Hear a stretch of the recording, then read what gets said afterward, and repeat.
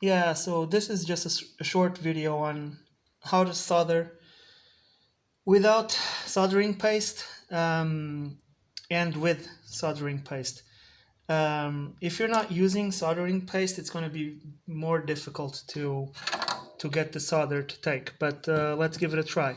So this is without the soldering paste.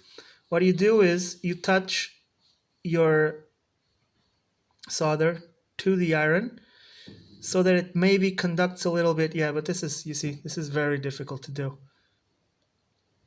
Let's try and get it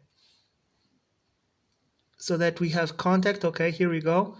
We have contact now. You need to keep your soldering iron below the wires, so because heat rises. Okay, so yeah, there you go. That is properly soldered.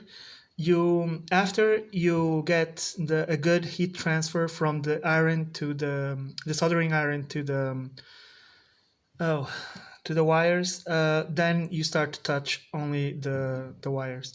So now I'm going to put a little bit of soldering paste in the soldering, and let's try it again. So check this out. See, that was pretty much instantaneous. So yeah, just wanted to show the differences between soldering with and without soldering paste. There you go.